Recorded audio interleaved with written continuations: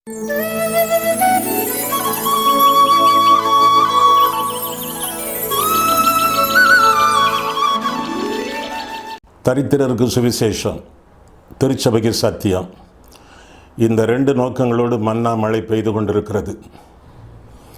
மன்னா மழையில் சங்கீத செய்திகள் என்ற தலைப்பில் வரிசையாக 1வது சங்கீதத்திலிருந்து 150வது சங்கீதம் வரை நாம் வேதபாட ரீதியிலே படித்து தியானிக்க இருக்கிறோம்.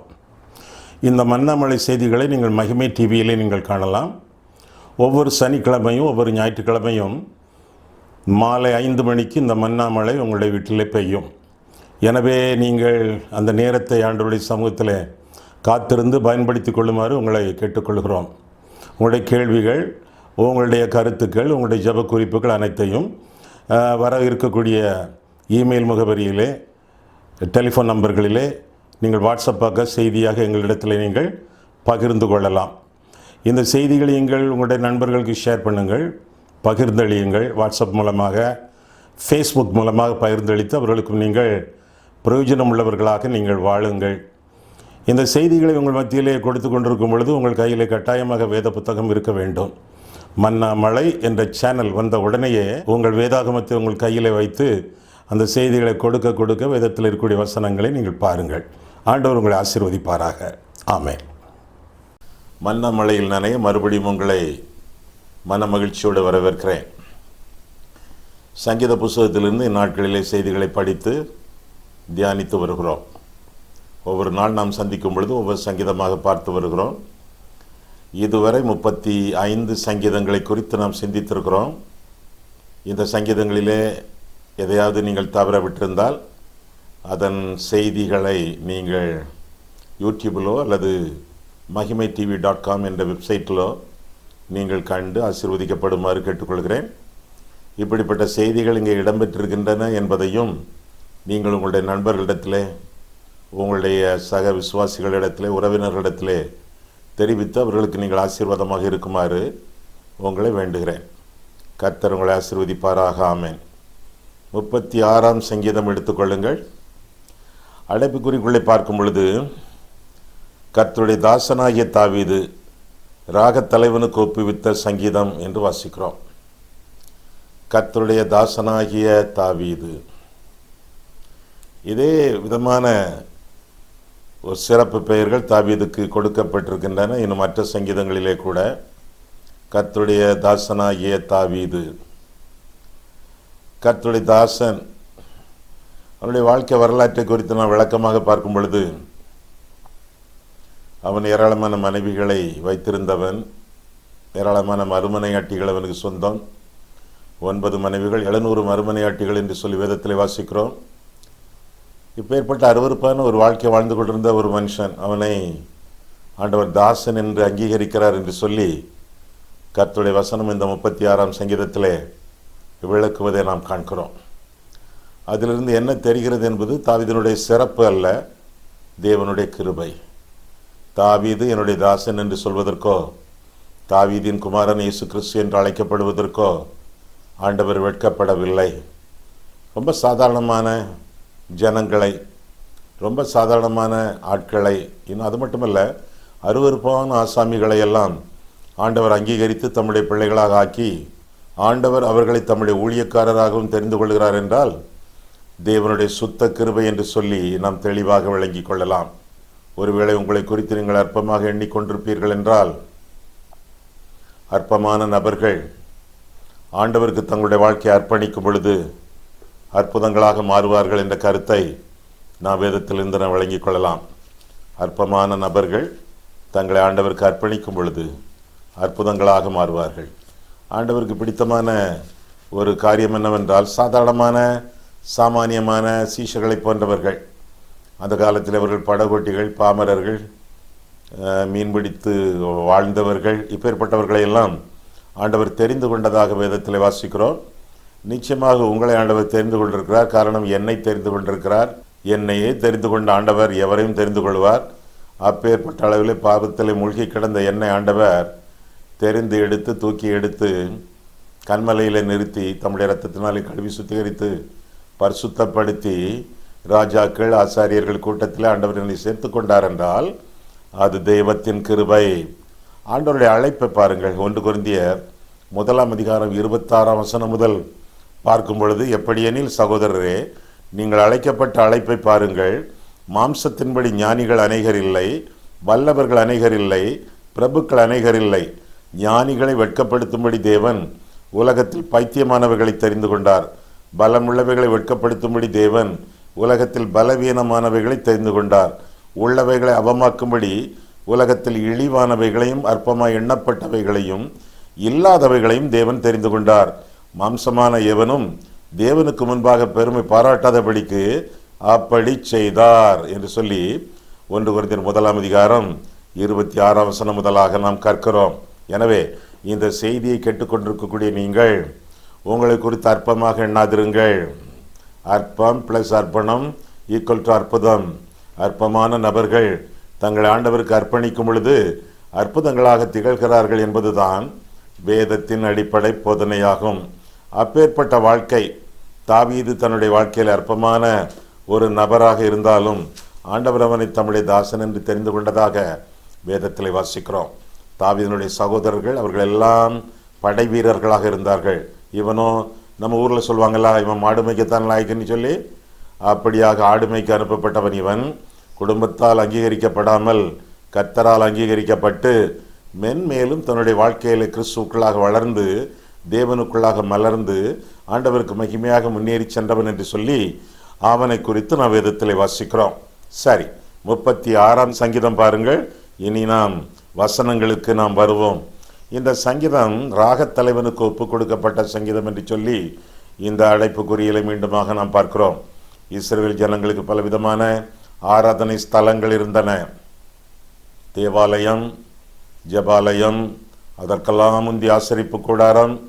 இப்பேற்பட்ட ஆராதனை ஸ்தலங்களிலே பாடகர் குழு இருந்தது. ஆராதனையிலே ஜனங்களை பாட்டில வழிநடத்துவதற்காக பாடகர் குழு இருந்தது. அந்த பாடகர் குழுவுக்கு பயிற்சி கொடுத்து அவர்களை ஆராதனைகளிலே பாட வைத்தவன் இந்த ராகத்தலைவன் என்று சொல்லலாம். ஆக ராகத்தலைவனுக்கு ஒப்பு கொடுக்கப்பட்ட தாவீதின் சங்கீதம் என்று சொல்லும் பொழுது இது ஒரு சிறப்பான சங்கீதம். ஆலய ஆராதனையை அலங்கரித்த சங்கீதம் என்று நாம் பொருள் கொள்ளலாம். இந்த சங்கீதத்தில் 2 விதமான மனிதர்களை நாம் சந்திக்கிறோம். முதல் 5 வசனத்திலே பார்க்கும் பொழுது ஏற்றுக்கொள்கிறவர்கள், தெய்வத்தை, கடவுளை, இயேசுவை ஏற்றுக்கொள்கிறவர்கள். 2வதாக எதிர்த்து நிற்கிறவர்கள், ஆண்டவரை ஏற்றுக்கொள்ளாமல் தங்களுடைய சுய புத்தி சொந்த சக்தியின்படி வாழக்கூடியவர்கள். 2 விதமான மக்களை இந்த சங்கீதம் அறிவிப்பதாக நாம் வேதத்தில் வாசிக்கிறோம். இவர்களுடைய முடிவுகளை எல்லாம் பற்றி வேதத்தில் பார்க்கும் பொழுது நீதிமொழிகள் 14ஆம் அதிகாரம் 22ஆம் வசனத்திலே இவருடைய முடிவும் சொல்லப்பட்டிருக்கிறது. ஆண்டவரை ஏற்றுக்கொள்ளுகிறவர்களுடைய முடிவு ரொம்ப அதிசயமான முடிவு. ஆண்டவரை ஏற்றுக்கொள்ளாதவர்களுடைய முடிவு அழிவின் முடிவு. ஏறக்குறைய 1ஆம் சங்கீதம் உங்களுக்கு ஞாபகத்திற்கு வருமே. அதே போல கர்த்தர் நீதிமான்களுடைய வழியை அறிந்திருக்கிறார், துன்மார்க்கருடைய வழியோ அழியும். அந்த வசனத்துக்கு ஏற்ப இன்னொரு உதாரணமாக இந்த சங்கீதம் விளங்குகிறது. சரி, ஏற்றுக்கொள்ளக்கூடிய மனிதர்கள், எதிர்த்து நிற்கக்கூடிய மனிதர்கள், இவர்களை குறித்து இந்த சங்கீதம் அறிவிக்கிறதே. முதல் 4 வசனங்களிலே பார்க்கும் பொழுது இந்த ஆண்டவரை எதிர்த்து நிற்கக்கூடியவர்களை குறித்து பார்க்கும் பொழுது அவர்கள் தேவ பயமற்றவர்கள், கர்த்தருடைய பயம் இல்லாமல் தங்களுடைய சுய இஷ்டப்படி வாழ்ந்தவர்கள் என்று சொல்லி முதல் 4 வசனங்களிலும் தொடர்பான வசனங்களிலும் நாம் பார்க்கிறோம். 36ஆம் சங்கீதம் பாருங்கள், முதல் 4 வசனங்கள். துன்மார்க்கனுடைய துரோக பேச்சு என் உள்ளத்திற்கு தெரியும். அவன் கண்களுக்கு முன் தெய்வ பயம் இல்லை. அவன் தன் அக்கிரமம் அருவருப்பானதென்று காணப்படும் அளவும் தன் பார்வைக்கு ஏற்றபடி தனக்குத்தானே இச்சகம் பேசுகிறான். அவன் வாயின் வார்த்தைகள் அக்கிரமமும் வஞ்சகமும் உள்ளது. புத்தியாய் நடந்து கொள்வதையும் நன்மை செய்வதையும் விட்டுவிட்டான். அவன் தன் படுக்கையின் மேல் அக்கிரமத்தை யோசித்து நல்லதல்லாத வழியிலே நிலைத்து பொல்லாப்பை வெறுக்காதிருக்கிறான் என்று சொல்லி நாம் வாசிக்கிறோம். ஆக துன்மார்க்கருடைய வழி, தெய்வ பயமற்றவருடைய வாழ்க்கை, இதை குறித்து முதல் 5 வசனங்களில் 6 வசனங்களிலே ஆண்டவருடைய வேதம் இந்த சங்கீதம் நமக்கு அறிவிக்கிறது. தேவ பயம் இல்லாதவர்கள், அவருடைய தவறான குணாதிசயங்கள் யாவை? முதலாவதாக துரோக பேச்சு. இன்றைக்கு ஒரு பேச்சு, நாளைக்கு ஒரு பேச்சு, முகத்திற்கு நேராக ஒரு பேச்சு, முகம் மறைந்த உடனே இன்னொரு விதமான பேச்சு, நேரிலே ஒரு பேச்சு, மற்றவர்கள் மத்தியில் இன்னொரு பேச்சு, துரோகமான பேச்சு, வித்தியாசமான பேச்சு. ஒருவேளை இந்த மாதிரிப்பட்ட பேச்சுக்கள் நம்முடைய வாழ்க்கையில் இருக்கிறதோ இந்த மாதிரி பேச்சுக்கள் இருக்கும் என்றால் மனம் திரும்புவோம். ஆண்டவரே, என்னுடைய நாவுக்கு காவல் வையும் என்று சொல்லுவோம். ஆண்டவரிடத்தில் தன் வாயை விரிவாய் திறக்கிறவன் கலக்கம் அடைவான் என்று சொல்லி வேதத்தில் நான் வாசிக்கிறோமே. நம்முடைய நாவை, நம்முடைய வாயை ஆண்டவர் காவல் வைத்து காத்துக்கொள்வாராக. வாயை அடக்கி வாழ வேண்டியது நம்முடைய கடமை. நாவடக்கத்தோடு நாம் ஜீவிக்க வேண்டியது நம்முடைய கடமை. நாவடக்கம் இல்லாத நாவு பொசுக்கப்படும், எரிக்கப்படும் என்றெல்லாம் யாக்கோபு 3ஆம் அதிகாரத்திலும் சங்கீதம் 120ஆம் அதிகாரத்திலும் நாம் பார்க்கிறோம். ஆக நாவடக்கத்தோடு வாழ வேண்டியது நம்முடைய கடமை. இன்னும் பார்க்கிறோம், அதே 1ஆம் வசனத்திலே அவர்களிடத்தில் தெய்வ பயம் இல்லை என்று சொல்லி வாசிக்கிறோம். தெய்வ பயம் இல்லை. தங்களுடைய வாழ்க்கையில சொந்த இச்சையோடும் சொந்த இருமாப்போடும் மற்றவர்களுக்கு இடரல் உண்டாக, இடுக்கண்கள் உண்டாக அவர்கள் வாழ்ந்து கொண்டிருக்கிறார்கள். அவர்கள் கண்கள் முன்பாக தெய்வ பயம் இல்லை. கர்த்தர் தங்களை காண்கிறார் என்ற ஒரு எண்ணமே அவர்களுக்கு இல்லை. வேதம் என்ன சொல்கிறது? நீர் என்னை காண்கிற தேவன். ஒவ்வொரு நாளும் ஆண்டவருடைய வெளிகள் இமை மூடாமல் நம்மை காத்து கொண்டிருக்கின்றன. பிதா பார்க்கிறார், குமாரன் பார்க்கிறார், பரிசுத்தாவியானவர் பார்க்கிறார், தேவ தூதர்கள் நம்மை பார்க்கிறார்கள், பிசாசுகளும் பார்க்கின்றன. மற்றவர்களுடைய பார்வையிலே நாம் வைக்கப்பட்டிருக்கிறோம், வாழ்ந்து கொண்டிருக்கிறோம் என்பதை புரிந்து கொண்டு எவ்விடத்திலும் தேவனுடைய பிரசன்னம் முற்புறத்திலும் பிற்புறத்திலும் சுற்றிலும் நம்மை நெருக்கி கொண்டிருக்கிறது என்பதை அறிந்து கொண்டு கடவுளுடைய பயத்தோடு வாழ வேண்டியது நம்முடைய கடமை என்று சொல்லி வேதம் நமக்கு கற்றுக் கொடுக்கிறது. இன்னும் 3ஆம் வசனத்தை பார்க்கும் பொழுது அவருடைய வார்த்தைகள், கெட்ட வார்த்தைகள், தூஷண வார்த்தைகள், வஞ்சக வார்த்தைகள், பொய் வார்த்தைகள், கபடான வார்த்தைகள், வார்த்தைகளிலே சுத்தமில்லை, வாயிலே சுத்தமில்லை. ஆண்டவருக்கு பிரியமற்ற வார்த்தைகளை அவர்கள் பேசிக் கொண்டிருக்கிறார்கள். வார்த்தைகள், நம்முடைய வார்த்தைகள் எப்படி இருக்கின்றன? அவை உப்பால் சாரமேற்றப்பட்டு பரிசுத்த அலங்காரத்தோடு வெளிவரக்கூடிய வார்த்தைகளாக காணப்படுகின்றனவா? சுத்தமான வார்த்தை இல்லை என்றால் எப்படி சுவிசேஷம் சொல்ல முடியும்? சுத்தமான வார்த்தை இல்லை என்றால் மற்றவர்களிடத்தில் நாம் எப்படி அன்பு கூற முடியும்? ஆண்டவரே, என் வார்த்தைகளை சுத்தப்படுத்தும், என்னுடைய உதடுகளை பரிசுத்தப்படுத்தும் என்று சொல்லி ஆண்டவருக்கு நம்முடைய வாழ்க்கையை அர்ப்பணிப்பது நல்லதாகும். இரட்டை நாக்குள்ளவர்களாக வாழக்கூடாது என்பது விசுவாசிகளுக்கு மட்டுமல்ல, ஊழியக்காரர்களுக்கு கொடுக்கப்பட்ட ஒரு வார்த்தையுமாகும். தீமோத்தேயுவிலே நாம் அப்படியாக நாம் காண்கிறோம். பாம்பு வாயை திறந்தவுடனே நாக்கு எப்படி வருகிறது? வி போல இரட்டை நாக்காக வருகிறது. இரட்டை நாக்குள்ளவர்கள், இரு நாக்குள்ளவர்கள் இன்றைக்கு ஒரு விதமாகவும் நாளைக்கு ஒரு விதமாகவும் பேசி ஆண்டவருடைய நாமத்திற்கு மகிமை குறைச்சல் ஆக்குகிறவர்கள் பாம்புகளுக்கு ஒப்பானவர்கள் என்று சொல்லி நாம் அறிந்து கொள்ள வேண்டும். எனவே வார்த்தைகளிலே கூட பரிசுத்தத்தோடு நாம் ஜீவிக்க வேண்டியது நம்முடைய கடமை. சுத்தமான வார்த்தைகள் இல்லை, வஞ்சகமான வார்த்தைகள் இருக்கு அப்படின்னா ஆண்டவரை பற்றி சொல்லக்கூடாது, ஆண்டவரை பற்றி போதிக்கக்கூடாது. ஏனென்றால் வேதம் சொல்கிறது 50ஆம் சங்கீதம் 16ஆம் வசனத்திலே, துன்மார்க்கனே, என் நியாயப்பிரமாணத்தை எடுத்துரைக்க உனக்கு என்ன நியாயம் உண்டு என்று கர்த்தர் கேட்கிறார். எனவே சுத்திகரிக்கப்பட்ட உதடுகள் நமக்கு அவசியம். சுவிசேஷ ஊழியத்திற்கு ஆண்டவரை பற்றி சொல்வதற்கு ஏசாயா ரொம்ப ஆர்வப்பட்டான், ரொம்ப ஆசைப்பட்டான், சொல்ல முடியவில்லை. கர்த்தருக்கு சித்தமான காரியங்களை சொல்ல முடியாமல் அவனுக்கு ஐயோ இவனுக்கு ஐயோ என்று சொல்லிக்கொண்டு அலைந்தான். நாள் பார்க்கிறவனுக்கு ஐயோ, நட்சத்திரம் பார்க்கிறவனுக்கு ஐயோ, குடிக்கிறவனுக்கு ஐயோ, வெறிக்கிறவனுக்கு ஐயோ. ஐயோ சுவிசேஷத்தை தான் ஏசாயா முதல் 5 அதிகாரங்களிலே சொன்னான். ஆனால் ஆண்டவராகிய தெய்வத்தை தரிசித்த பொழுது அவன் தனக்கே ஐயோ என்று சொல்வதாக வேதத்திலே வசிக்கிறோம். ஐயோ அதமானேன், நான் அசுத்த உதடுகளுள்ள மனுஷன், நான் அசுத்த உதடுகளுள்ள ஜனங்களின் நடுவில் வாசம் பண்ணுகிறவன் என்று ஏசாயா தன்னுடைய 6வது அதிகாரத்திலே அறிக்கை செய்வதாக பார்க்கிறோம். பின்னர் சேருபீன்களில் ஒருவன் பலிபீடத்திலிருந்து ஒரு அக்கினி தழலை எடுத்து வந்து ஏசாயாவின் உதடுகளை தொட்டு பாவத்தை நிவர்த்தியாக்கினான் என்று சொல்லி வேதம் கற்றுக் கொடுக்கிறது. அதற்கு பிறகுதான் சுத்தமான உதடுகளோடு சுவிசேஷம் சொல்ல ஏசாயா அனுப்பப்படுகிறான். ஏறக்குறை அதே போலதான் சீஷர்களுக்கும் நடந்தது, அப்போஸ்தலர்களுக்கும் நடந்தது. அக்கினிமயமான நாவுகளாக ஆவியானவர் அவர்கள் மேல் இறங்கினார். உடனடியாக நாவுகள் பரிசுத்தப்படுத்தப்பட்டு பேதுரு பெந்தகோஸ்தே நாளிலே 11 கூட எழும்பி நின்று, ஒரு ஆள் பிரசங்கித்தால் ஒருவன் நிற்பான். ஒருவேளை மொழிபெயர்ப்பு இருக்கிறது என்றால் 2 பேராக நிற்பார்கள். 11 சேர்ந்து இணைந்து நின்று ஒரே வார்த்தை போல, ஒரே வாக்கியம் போல, ஒரே வாய் போல அவர்கள் சுவிசேஷத்தை சொன்னார்கள் என்று சொல்லி வேதத்தில் வாசிக்கிறோம்.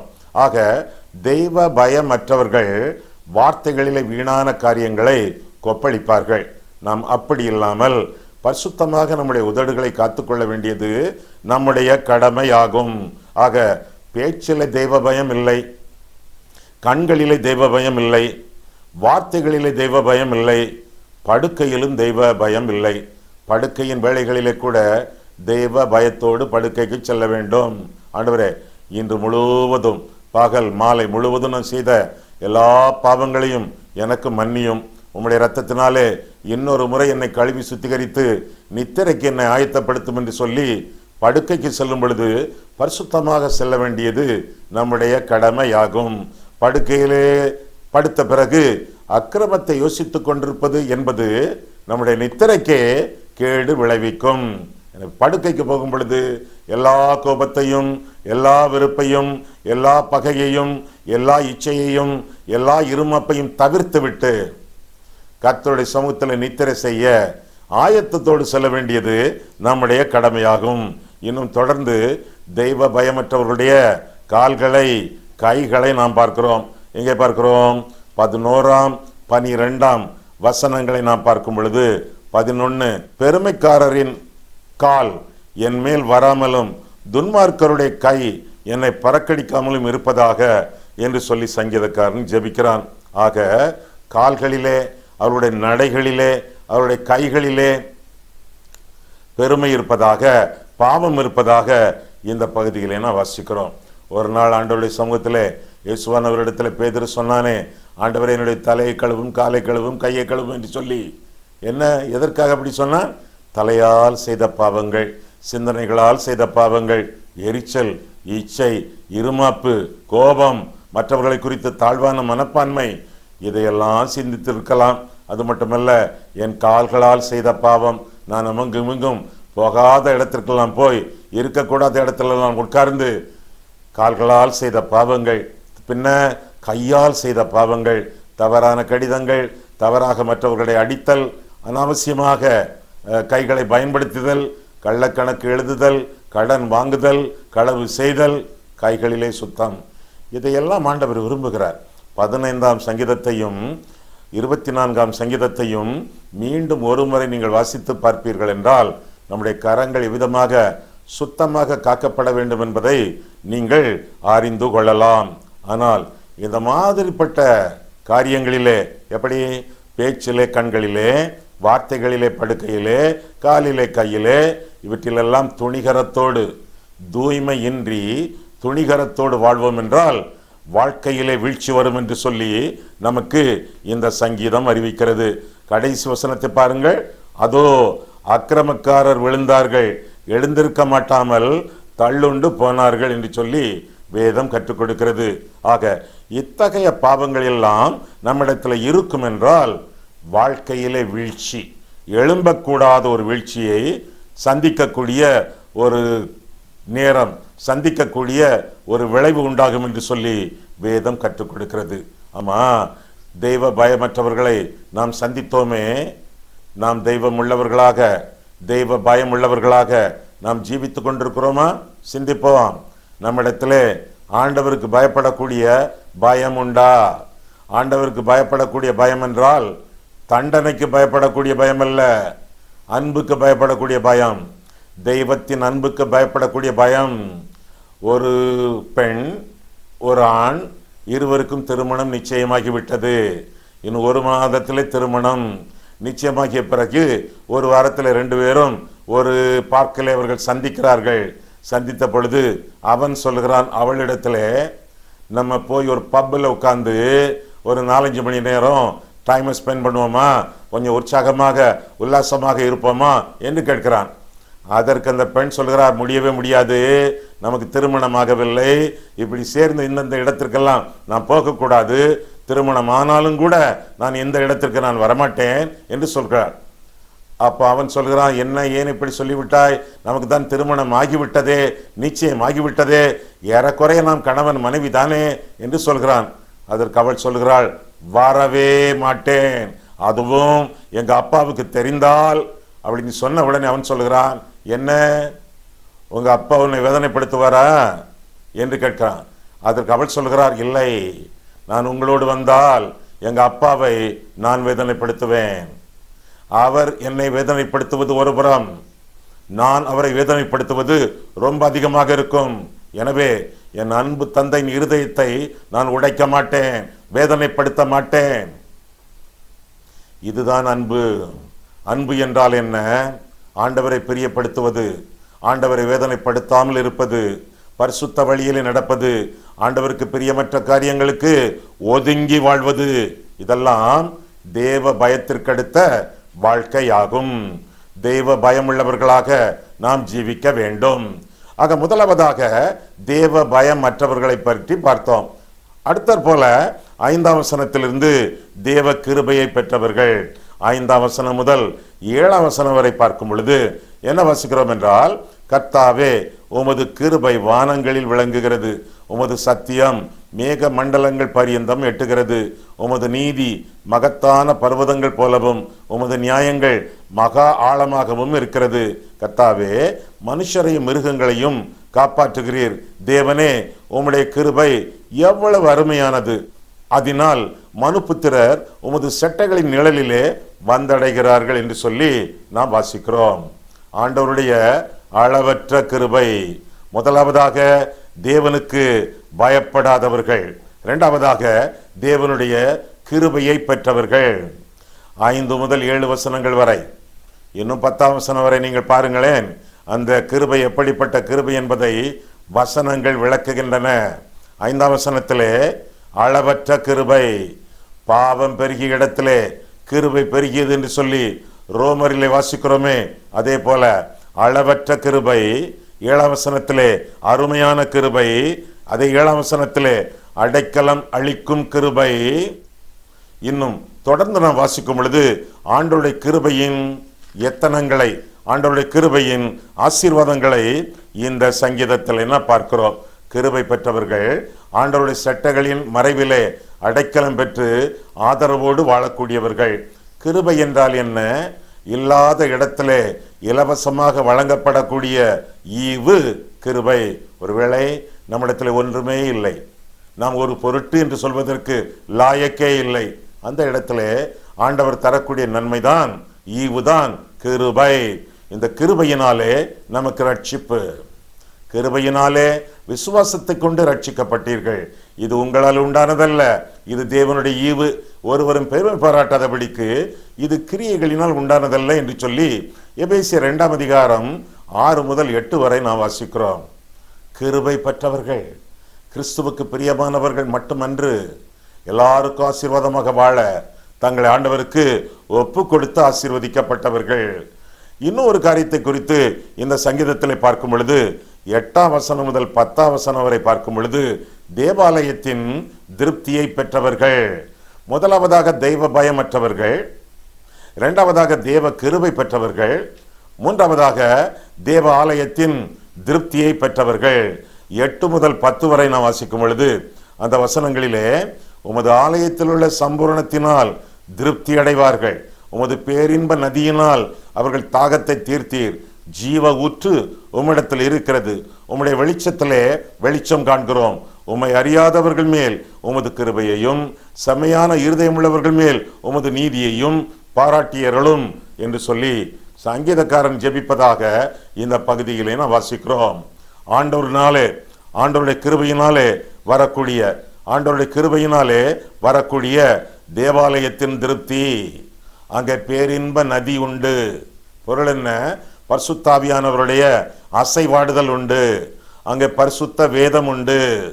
8ஆம் வசனத்திலே பேரின்ப நதி, 9ஆம் வசனத்திலே பரிசுத்த வேதம். அவருடைய வெளிச்சத்திலே வெளிச்சம் காண்கிறோம்.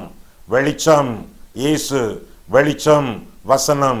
இயேசுவிலே வெளிச்சம் காண்கிறோம், வெளிச்சத்திலே வெளிச்சம் காண்கிறோம். தெளிவான வாழ்க்கையை, திவ்யமான வாழ்க்கையை வாழ ஆண்டவருடைய பரிசுத்த ஆலயம், பரிசுத்த வேதம் நமக்கு வழிவகுக்கிறது. இன்னும் மூன்றாவதாக பாராட்டும் நீதி. நீதி பாராட்டப்படுகிறது. ஆண்டவராக இயேசு கிறிஸ்துவின் மேல் விசுவாசம் வைப்பதினாலே நாம் கிடைக்க பெறக்கூடிய நீதி, அந்த நீதி பாராட்டப்படக்கூடிய அளவிலே நீதியின் கிரியைகளை செய்வதற்காகவும் தேவ கிருபை நமக்கு எத்தனமாக, ஏதுவாக, காரணியாக பயன்படுத்தப்படுகிறது. அன்பானவர்களே, நம்முடைய வாழ்க்கை எப்படி இருக்கிறது? நாம் ஏற்றுக்கொள்ளுகிறவர்களா, எதிர்த்து நிற்கிறவர்களா, தெய்வ பயமற்றவர்களா, தேவனுடைய கிருபையை பெற்றவர்களா, தேவனால் பாராட்டப்படக்கூடிய அளவிலே நீதியை பெற்று நீதியின் வழியிலே நடக்கக்கூடியவர்களா? சற்று நேரம் ஆராய்ந்து பாருங்கள். இந்த சங்கீதத்தின் சங்கதிகளுக்கு, செய்திகளுக்கு உங்களுடைய வாழ்க்கையை அர்ப்பணியுங்கள். அளவற்ற கிருபை உங்களை அனுதினமும் சூழ்ந்து கொள்ளட்டும். ஆண்டவர் உங்களை ஆசீர்வதிப்பாராக. ஆமேன். கண்களை மூடுவோம், கர்த்தரை பார்ப்போம். அன்புள்ள ஆண்டவரே, உம்முடைய வசனங்களை ஆராயவும், எங்கள் வாழ்க்கையை ஆராயவும் எங்களை வழிநடத்தினீர். அதற்காக உமக்கு நன்றி செலுத்துகிறோம் சுவாமி. எங்களோடு நீர் பேசும் பொழுது, எங்களோடு நீர் இடைப்படும் பொழுது நாங்கள் எதிர்த்து நிற்காமல், அன்றைக்கு உம்மை எதிர்த்து நின்றார்களே, ஸ்தேவானை எதிர்த்து நின்றார்களே, பவுலை எதிர்த்து நின்றார்களே, அதுபோல நாங்கள் எதிர்த்து நிற்காமல் உம்மையும், உம்முடைய ரட்சிப்பையும், உம்முடைய பேரின்ப நதியையும், அவரால் வரக்கூடிய நீதியையும் எங்களுடைய வாழ்க்கையில பெற்று அனுதினம் உம்மை மகிமைப்படுத்தி உம்முடைய இருதயத்தை மகிழ்ச்சிப்படுத்தி வாழ எங்களை ஆசீர்வதியும். இயேசு கிறிஸ்துவின் நாமத்தில் ஜெபிக்கிறோம் பிதாவே. ஆமென்.